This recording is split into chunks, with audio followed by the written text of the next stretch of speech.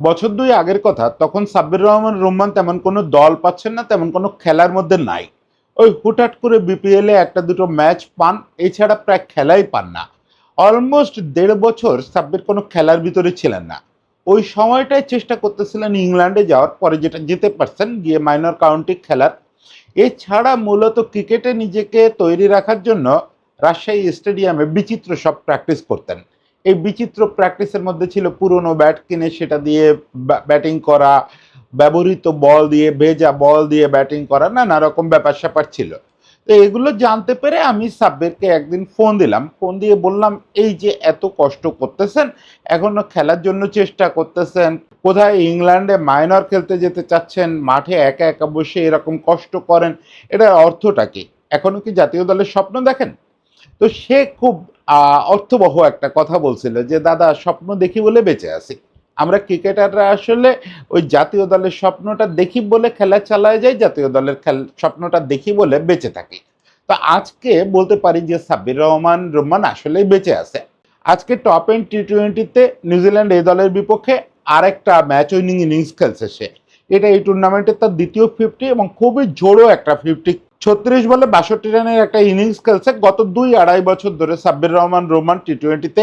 যেখানে সুযোগ পাচ্ছে অলমোস্ট সেখানেই মোটামুটি নিয়মিত রান করতেছে, এবং সেটা আগের সাব্বির রহমান রোমানের চেয়ে ভালো স্ট্রাইক রেটে এবং সেই ক্লিন হিটিংটা আছে। আমি জানি না এটা জাতীয় দলের সুযোগ পাওয়ার জন্য যথেষ্ট কিনা, তবে আজকে সেই আলোচনাটা একটু করতে চাই। এই যে রোমান মোটামুটি গত বছর দুই ধরে নিজেকে প্রুভ করে যাচ্ছেন টি-20তে, সুযোগই তো খুব কম পান, তারপরেও প্রুভ করে যাচ্ছেন। এখন এটা 34 বছর বয়সী রোমানের ডাক পাওয়ার জন্য কি যথেষ্ট? আমি এই কদিন আগে মিঠুনকে নিয়ে কথা বলতে গিয়ে বললাম, 34-35-এ কারো পেছনে নতুন করে আর বিনিয়োগ করা উচিত না। সেক্ষেত্রে সাব্বিরের ব্যাপারে কি এই সুপারিশ করব, নাকি এখানে আমি ডাবল স্ট্যান্ডার্ড আচরণ করব? এই জিনিসটা আমরা আজকে একটু আলোচনা করতে চাই যে সাব্বির রহমান রোম্মানকে ন্যাশনাল টিমে কিভাবে ভাবা উচিত এখন। বসুন্ধরা এম ব্লকে 4 কাঠা জমির উপর নির্মাণাধীন দক্ষিণমুখী 8 তলা আধুনিক ভবন। প্রতিটি ফ্ল্যাট 1920 বর্গফুট। দামে নয়, মানে কিনুন। সিলভার কি রিয়েল এস্টেট লিমিটেড। 2014-15-16 দিকে আপনি যদি তাকান, তাহলে ওই সময়ের আমাদের সবচেয়ে বড় লস সম্ভবত সাব্বির এবং নাসির, এই দুইটা অলরাউন্ডার। এখন তো সাব্বিরকে সবাই শুধু ব্যাটসম্যান হিসাবে কাউন্ট করে, কিন্তু ওই সময় এই দুটো অলরাউন্ডার, নাসিরের বোলিংটা জোর বেশি ছিল, নাসির আসলে জেনুইন অলরাউন্ডার ছিল, আর সাব্বিরের ব্যাটিংটা জোর বেশি ছিল, কিন্তু সে খুবই বৈচিত্র্যময় একজন বোলার। লেগ স্পিন করতে পারে, অফ স্পিন করতে পারে, প্রয়োজন হলে মিডিয়াম পেসও করে দিতে পারে। মানে সাব্বির যে কত ধরনের বোলিং করে আপনাকে সাপোর্ট দিতে পারে, এই যে আজকাল আমরা মিস্ট্রি স্পিনার করি, শর্টার ফরম্যাটের জন্য সাব্বির একটা প্রপার মিস্ট্রি স্পিনার ছিল। তো যাই হোক, এইটা আমাদের জন্য বিরাট একটা লস ছিল, বিরাট লস। এই দুটো ছেলে, আরো কয়েকটা ছেলে আমাদের ওই আশেপাশে ওই সময়টায় এই ব্যক্তিগত লাইফটা ঠিকমতো নিয়ন্ত্রণ করতে না পেরে ছিটকে গেছে। সাব্বিরও তাদের একজন। সাব্বিরের ওপরে বড় প্রভাব ফেলছে দুটো জিনিস। এক হচ্ছে সাব্বিরকে ঠিক মতো গাইড করা যায় নাই। এই সময়টায় আসলে কি দরকার হয়, এরা তো বাচ্চা বাচ্চা বয়সে জাতীয় দলে আসছিল, এসে ধরেন সাকিবের সঙ্গে সেই ওয়ানডেতে ইনিংসটা, ওর বরং আমি টি-20 চেয়ে ওয়ানডে এবং টেস্টে ইনিংসগুলোকে বেশি স্মরণীয় করে রাখি। ও ইংল্যান্ডের বিপক্ষে প্রায় ম্যাচ জিতায় দেওয়া যে ইনিংসটা চিটাগাঙে খেললো, ওটা তো ওকে কার্ড ক্লাসিক একটা মর্যাদা দিয়ে ফেলতো যদি ম্যাচটা জিতায় ফিরতে পারতো। ওই যে স্টাম্পের পাশে বসে থাকা, এই ছেলেটা একটা অস্বাভাবিক রকমের ভালো লোয়ার মিডল অর্ডার ব্যাটসম্যান। সেই জিনিসটা পথ হারালো সাব্বির। তার যে এই যে ভেতরের অ্যাড্রালিন রাশটা, যেটা সে ব্যাট দিয়ে প্রকাশ করার কথা, যেটা ফিল্ডিং দিয়ে প্রকাশ করার কথা, সাব্বির বাংলাদেশের ইতিহাসের one of the best fielder কোনো সন্দেহ ছাড়া। যেটা সে বৈচিত্র্যময় বোলিং দিয়ে প্রকাশ করার কথা, সেটা যখন সে করতে পারলো না, মানে যখন সে করার ঠিক মতো সুযোগ পাচ্ছে না, তখন ওই জিনিসটা নানাভাবে রাগ হয়ে বেরোনো শুরু করলো। রাজশাহীতে এলাকায় এর সঙ্গে গন্ডগোল, ও জায়গায় এই আচরণ, মাঠের সতীর্থদের সঙ্গে ঢাকা লিগে টুকটাক ভুল আচরণ। এই সময় শুধু দরকার ছিল, ছেলেটা তো খারাপ না, সাব্বিরকে যারা কাছে দেখছেন বা দেখেন নাই, তারা তো মোটামুটি দলিলে লিখে দিতে পারেন যে সাব্বির একটা জেনুইন গুড বয়। এটা শুনে আপনি হাসতে পারেন, ট্রল করতে পারেন, কিন্তু আমরা যারা ওরা দেখছি তারা জানি যে পুরো ব্যাপারটা হচ্ছে ও না। এই যে আচরণগুলো ওই সময় হয়েছিল, এগুলো ও না, এগুলো হয়ে গেছে। শুধু ওর ঘাড়ে হাতটা দরকার ছিল। সেটা রাখে নাই কেউ, সেটা রাখা সম্ভব হয়নি, ফলে সাব্বির ওই সময় ডিরেইলড হয়ে গেছে। এরপরে যেটা হলো সেটা আরো ভয়াবহ হলো। এই বয়সেই, মানে বয়স কত কম তখন, এই বয়সে একটা ডিরেইলড ছেলে, একটা ডিরেইলড ক্রিকেটার কেন আর খেলার সুযোগ পাবে না? কেন এরকম ৫-৬ বছরের একটা গ্যাপ আসবে যে এই ছেলেটা রেগুলার প্রতিযোগিতামূলক ম্যাচই পাচ্ছে না? মাঝে মাঝে এক সিজনে হুট করে ২টা ম্যাচ পায়, তারপরে ১.৫ সিজন আর কোনো খবর নাই। একবার জাতীয় দলেও কল পেল, সে সময় সাব্বির একদমই ফর্মে নাই, কি বুঝে ডাকা হলো আমি জানি না। কিন্তু এরপর থেকে সাব্বির খেলার অভাবে ভুগতেছে। কি এক বিচিত্র খেলার অভাব! সেই খেলার অভাব এমন হলো, বিপিএল এ দল পায় না, এনসিএল এ পায় না, ঢাকা প্রিমিয়ার লিগে খেলা পায় না। ওই যে বললাম, শেষ পর্যন্ত রাজশাহীর ওই স্টেডিয়ামে ওখানকার ওই স্থানীয় লোকেদের সহায়তায়, ওরে স্থানীয় লোকজন অনেক ভালোবাসে, অনেক ভালোবাসে, সেইটার সাপোর্ট নিয়ে ও বিচিত্র প্র্যাকটিস শুরু করলো। ওটা শুনেই ওর সঙ্গে ওই পর্যায়ে বেশ কথোপকথন শুরু করলাম। ওই যে বললাম, বাজার থেকে খুব সস্তা সস্তা ব্যাট কিনে নিয়ে আসতো। এমনিতে ক্রিকেটাররা তো যথেষ্ট কোয়ালিটি ব্যাট দিয়ে খেলে, ও খেলে, ওর সেই যোগ্যতাও আছে, যেহেতু মাঝে মাঝে মাইনরে খেলে, একেবারে যে হাই ইনকাম করতো না তা তো না, কিন্তু বাজার থেকে একদম সস্তা ব্যাট কিনে নিয়ে আসতো, যেগুলো দিয়ে হিট করলে বল কোথাও যায় না। এই রকম বাজারে আপনি কিছু ব্যাট পাবেন যেগুলো দিয়ে মূলত টেনিস বলের খেলা হয়, তাও টেনিস বলের যে টেপ টেনিসের যে প্রতিযোগিতামূলক তা না, বাচ্চাদের খেলার মতো আর কি ব্যাট। এগুলো দিয়ে আপনি ক্রিকেট বলে হিট করলে কিছুই হবে না, এই বল ৩০ গজ পার করাও খুব কঠিন। কেন করতো আমাকে ব্যাখ্যা দিচ্ছিল যে দাদা, এটা দিয়ে যদি আমি ১ ঘন্টা পিটায়ও একটা বলের বাউন্ডারি বের করতে পারি বাউন্ডারির বাইরে, তাহলে আমি বুঝতে পারি যে এটাতে আমি সর্বোচ্চ পাওয়ার দিতে পারছি। মানে সে তার মাসল পাওয়ার, সে তার কাঁধের পাওয়ার, এইটাকে প্র্যাকটিক্যাল ফিল্ডে পরীক্ষা করার জন্য জিম তো করতেছে, সারাদিন পাওয়ার ট্রেনিং করতেছে, এটাকে মাঠে পরীক্ষা করার জন্য এই একটা জিনিস সে নিজে নিজে আবিষ্কার করছে। আমি জানি না দুনিয়া আর কেউ নিজেকে খেলার মধ্যে রাখার জন্য এরকম সব পরীক্ষায় নিজেকে ফেলতো কিনা। ও ঘন্টা ২-এর উপরে এরকম কাজ করতো। আরেকটা জিনিস করতে হচ্ছে, পুরনো বল কালেকশন করতো। ওখানে যে খেলাগুলো হতো রাজশাহীতে, তাদের কাছে ওই কিউরেটরদের বলে রাখতো, মাঠের লোকজনদের বলে রাখতো যে যেগুলো একদম বাতিল, আর কোনোদিন খেলা সম্ভব না, ওরকম বল আমারে দিবেন।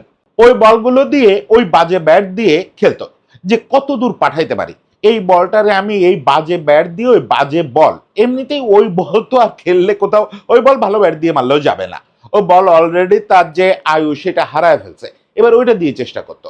তারপরে কংক্রিটের ওপরে ভেজা বল দিয়ে প্র্যাকটিস করা, ভারী বল দিয়ে প্র্যাকটিস করা, এগুলো প্রচলিত ব্যাপার। ভেজা বল, ভারী বল যেটা প্র্যাকটিসের জন্য পাওয়া যায়, এগুলো দিয়ে তো করতোই। এবং একটা জিনিস আমারও বলতেছিল যে মাথার ভিতরে দাদা মাঠটাকে ভাগ করে নিতাম, যে কতগুলো ফিল্ডিং পজিশন আছে। এখন এমনিতে তো প্রতিপক্ষ ফিল্ডিং পজিশন দিবে ৯টা, কিন্তু আমি ধরে নিতাম যে কমপক্ষে ২০টা ফিল্ডার আছে। ২০টা ফিল্ডার আমি মনে মনে কল্পনা করে নিতাম, এবং কল্পনা ওই যে সময় বলতেছে ওই সময় এটা করে কল্পনা করে নেই। এর কোনোটার দিকে গিয়ে যদি বল বাউন্ডারিও পার হয়, তাও ধরতাম যে হই নেই, আমাকে পাঠাতে হবে এর মাঝখান থেকে। চিন্তা করেন অবস্থাটা, মানে এই ছেলেটার ওই সময় ডেডিকেশন আমার খুব মুগ্ধ করছিল, যে এটা সাব্বির না, যে সাব্বিরকে সবাই চেনে সেই সাব্বির না। এবং ওই এর পরপরই ওই যে বিপিএল এ, এটা মূলত শাকিব খান আমাদের চলচ্চিত্র নায়ক, এই সময়ের মহানায়ক, তার প্রতি কৃতজ্ঞ থাকতে হবে। এই সাব্বিরে কিন্তু আমরা এখন যে দেখতেছি, এটার পিছনে এই ভদ্রলোকের একটা অবদান আছে। আমি ছোট ছোট অবদানগুলো ভুলি না। এই সাব্বির দীর্ঘদিন ম্যাচ পায় না, পরে শাকিব খান যখন ঢাকা টিমটা কিনলেন, কেনার সময় উনি সুজন ভাইকে বললেন যে আমার এই ছেলেটাকে খুব পছন্দ, এই ছেলেটাকে টিমে নেন। পরে আবার সাব্বির ওই ফার্স্ট ডে প্র্যাকটিসে কি একটা ঝামেলা হলো, সুজন ভাই ওকে প্রথম ২ ম্যাচ খেলালেন না, শাকিব খান নিজে অনুরোধ করে ওকে ৩য় ম্যাচ খেলালেন। সেই ম্যাচে একটা 70 মেরে দিল ২০ না ২২ বলে। তারপরে তো বেশ কয়েকটা ম্যাচ খেললো, ওই সিজনে ভালোই করলো। ফলে শাকিব খানের কথা আমি বলবো না, যদি সাব্বির এই জিনিসটা নিয়ে ন্যাশনাল টিমে আসে, নাও আসে, তাও আমি বলবো যে এই যে ওর রিভাইভটা করা, আমাদের সামনে আবার দেখানো যে সাব্বির আবার রেগুলার রান করতে পারে, এটার পেছনে এই ভদ্রলোকের, এই চলচ্চিত্র নায়কের একটা অবদান আছে। ও এরপর থেকে সে রান করে যাচ্ছে, কিন্তু ওই যে বললাম সুযোগ খুব সীমিত, সে সুযোগ পায় খুব সীমিত। মাইনর কাউন্টিতে খেলে, মাইনর কাউন্টিতে রেগুলার রান করে। এখন সাব্বিরকে নিয়ে কোশ্চেন হচ্ছে, সাব্বিরকে ঠিক আমরা কোন লেভেলে ব্যাক করব। সাব্বির তো যেটা বললাম, ওই যে আমাকেও যেটা বলছে, সে পরে আমি দেখছি বহু ইন্টারভিউতে এই পজিটিভ কথাগুলো বলছে, যে আমি আসলে জাতীয় দলের স্বপ্ন দেখি বলেই টিকে আছি। আমাকে যেটা বলছিল যে বেঁচেই আছি আসলে জাতীয় দলের স্বপ্ন দেখি বলে। এখন এই জিনিসটাও আমাদের দেশে ট্রলের সাবজেক্ট হয়ে গেছে। আমাদের দেশে যে কোনটা ট্রল হবে আর কোনটা হবে না, কোন পজিটিভ, এই দেশে পজিটিভ কথা বলা এখন খুব বিপদের ব্যাপার হয়েছে। পজিটিভ কথা, অনুপ্রেরণা দেওয়ার কথা, মোটিভেশনাল কথা, এগুলো ট্রলের সাবজেক্ট। খুব ভুতুড়ে একটা অবস্থা চলতেছে, খুব ভুতুড়ে একটা অবস্থা। তো যাই হোক, এগুলো নিয়ে দেখি সাব্বিরকে ট্রল করা হয় যে মুখে জাতীয় দলে খেলে ফেলে, মাঠে খেলতে পারে না। মাঠে কদ্দূরকে খোঁজ রাখে আমি জানি না। ও যে লেভেলে খেলে মোটামুটি নিয়মিত রান করতেছে, এখন বড় লেভেলে তো খেলারই সুযোগ পায় না বেচারা। এখন আপনি বিচার করবেন ঢাকা প্রিমিয়ার লিগ দিয়ে, ও তো ওয়ান ডেতে সেই রানের ইয়েতে নাই, তারপরেও এই সিজনে অন্তত 5টা ভালো ইনিংস আছে, যেগুলো 26-16 ইনিংস। ওকে, তারপরে আমি বর্তমান নির্বাচকদের খুব কৃতিত্ব দিই এই জায়গাটায় যে সাব্বিরকে আরেকবার নিজেকে টেস্ট করানোর একটা সুযোগ দেওয়া হয়েছে। এখন আমি মিথুনের ব্যাপারে বললাম যে বর্তমান নির্বাচকরা এটা ঠিক করেন নাই, আর সাব্বিরের ব্যাপারে বললাম এটা দারুণ কাজ হয়েছে। কেন? মিঠুন আর সাব্বিরের বয়সের ব্যবধান মাত্র 1 বছর, তাহলে এই দ্বিমুখী আচরণ কেন? দেবব্রতর এই ডাবল স্ট্যান্ডার্ড কেন? এইটা একটু এক্সপ্লেন করা দরকার। সেটা হচ্ছে, আমার সঙ্গে মিঠুনের কোনো রকম শত্রুতা নাই, কিন্তু মিঠুন সাব্বিরের মতো কোনো এক্সপ্লোসিভ পারফরমেন্স করে নাই, যে কারণে আমরা বলবো যে সাব্বিরকে যেরকম প্যাটার্ন করা হচ্ছে মিঠুনকে এটা করা হোক। 2 নাম্বার হচ্ছে সাব্বির রেডি ফর টি20, যে ফরম্যাটটায় আমরা এখনো খেলতেই পারতেছি না। আমাদের 35 হোক, 45 হোক, 50 হোক, আমাদের বয়সের চেয়ে এখন দরকার হচ্ছে টি20 খেলতে পারা একটা টিম দাঁড় করানো। আমরা টেস্ট পারতেছি, ওয়ান ডে পারতাম আগে থেকে, আবার পারা শুরু করছি। টি20টা সেই 2006 সালের পরে আমরা কোনোদিন পারিনি। 2012 সালে কেমনে কেমনে করে 4 নম্বরে গেছিলাম, ওটা কিছু প্রুভ করে না। আসলে টি20টা আমরা কখনোই শিখতে পারি নাই। ফলে এই মুহূর্তে আমি মনে করি যে ভালো ফর্মে থাকা যে কোনো বয়সের যে কোনো খেলোয়াড়, সে যদি আমাদের টি20কে একটা শেপ দিতে পারে, তাকে প্যাটার্ন করা যায়। তো এই কারণেই আমি মিঠুন আর সাব্বিরকে এই ডিফারেন্সিয়েটটা করতেছি। এখানে কোনো ব্যক্তিগত পছন্দ অপছন্দের ব্যাপার নেই। আমার ফোন সাব্বিরের চেয়ে মিঠুন বেশি ধরে, এটা আপনাদের নিশ্চিত করে দিচ্ছি, যাতে মনে না হয় যে এটা একটা পার্সিয়ালিটি কথাবার্তা বলতেছি। আমি আসলে ওয়ান ডে দলে এখন আর ওই বয়সে কারোর জায়গা দেখি না। যদি এক্সপ্লোসিভ পারফরমেন্স থাকে তাহলে আলাদা কথা, যে এক সিজনে ফাটায় দিছে, সেই জিনিস তো তার মধ্যে নাই। যাই হোক, একজনের প্রশংসা করতে গিয়ে আরেকজনের গিবত করা খুব বেশি ঠিক না, কিন্তু সাব্বিরকে আমাদের দরকার। আমি মনে করি আমাদের এটা নির্বাচকদের উপরে নির্ভর করে, কারণ এক্সপ্লোসিভ বলতেছি কিন্তু আউটস্ট্যান্ডিং এক্সপ্লোসিভ না। এখনো এমন পারফরমেন্স সাব্বির করে নাই যে এটাকে আমি বলবো যে নিতেই হবে, কালকে সকালে আপনার টি20 দলে নিতে হবে না। আমি খুব সুস্পষ্ট জায়গাটা দেখতেছি। যদিও এই এইচপি হয়ে টপ এন্ডে সে খেলতেছে 4-5-এ, কিন্তু এটা তো তার রেগুলার পজিশন না, সে খেলবে মূলত 5-6, ইভেন 7-এও খেলতে পারে। তো 6 নাম্বার জায়গাটা টি20তে, আমাদের তো টি20তে পুরো জায়গাটাই ফাঁকি, পুরো জায়গাটাই একদম ফাঁকা হয়ে আছে। কোথায় কে? শুধু ওই টপ অর্ডারে তানজিদ তামিম, ইমন মাঝে কিছু রান পাচ্ছিল, আর নিচের দিকে জাকের আলী অনেক কিছু রান পাচ্ছিল। হৃদয় রেগুলার রান পায়, সেটা নিয়ে অনেক নিন্দাও আছে।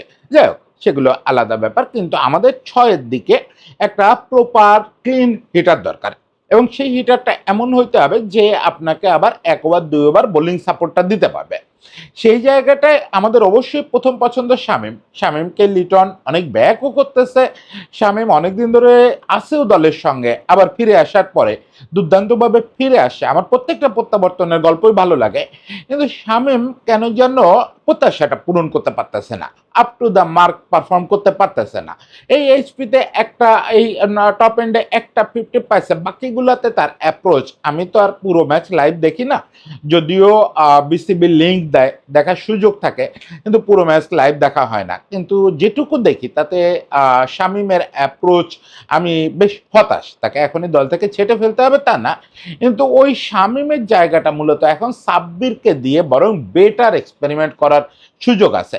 সাব্বিরের সামনে ধরেন আর খুব লম্বা সময় ইন্টারন্যাশনাল ক্রিকেটে থাকার কথা না, 3 বছর 4 বছর, খুব জোর হলে 5 বছর। তো আমাদের জন্য এটা যথেষ্ট। আমাদের একটা টি20 টিম যদি আমরা দাঁড় করাতে পারি, সে দাঁড় করাতে লাগবে তো আসলে 2 বছর থেকে 3 বছর। তো 2 বছর থেকে 3 বছর আমরা যদি একটা গ্রুপ নিয়ে দাঁড় করাতে পারি, যেখানে সাব্বিরের মতো 2-একটা সিনিয়রও থাকবে, সেখানে আমি আবু হায়দার, রনিকেও ট্রাই করতে বলবো। এই বয়সী ছেলেদের আমি টি20তে ট্রাই করতে বলবো, যদি সে কোয়ালিফাই করে ওই জায়গাটা। সেক্ষেত্রে আমাদের এখন যেটা মূল দরকার, যে একটা টি20 টিম দাঁড় করানো, টি20তে জিততে শেখা, সেই জিনিসটা হবে। যদিও আপনি বলতে পারেন যে কদিন আগে আমরা নিউজিল্যান্ডের বিপক্ষে জিতছি, নিউজিল্যান্ডের যে দলটার বিপক্ষে জিতছে সেই দলটার বিপক্ষেই কিন্তু অলমোস্ট আমরা এখন খেলতেছি। ওদের এই দলটা নামে টপ এন্ডে যাদের পাঠাইছে সেই দলেরই 5-6 জন কদিন আগে আমাদের এখানে সিরিজ খেলে গেছে। ফলে এখানে কিন্তু এবার টপ এন্ড কিন্তু খুব জমছে, মানে জমে নাই, মাঠের খেলায় জমে নাই, কিন্তু এবার টপ এন্ডের টিমগুলো অন্য যে কোনো বাজারের চেয়ে শক্তিশালী। ফলে ভালো দলের বিপক্ষে ভালো রান করতেছে। এই সময় আমি মনে করি সাব্বিরকে একটা ব্রেক দেওয়া যেতে পারে।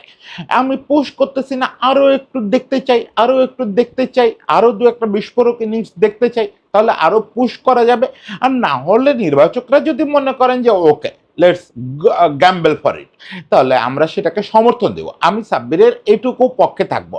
আর ব্যক্তিগতভাবে একজন কামব্যাক স্টোরি পছন্দ করা মানুষ হিসাবে সাব্বিরকে জাতীয় দলে দেখতে পারলে খুব ভালো লাগবে। তাহলে অন্তত ওই জিনিসটা আরেকবার বলতে পারবো যে সাব্বির, আমরাও বেঁচে ছিলাম আপনাকে আরেকবার দেখার জন্য। সাব্বিরের জন্য অনেক শুভকামনা, বাংলাদেশের ক্রিকেটের জন্য শুভকামনা। সবাই ভালো থাকবেন।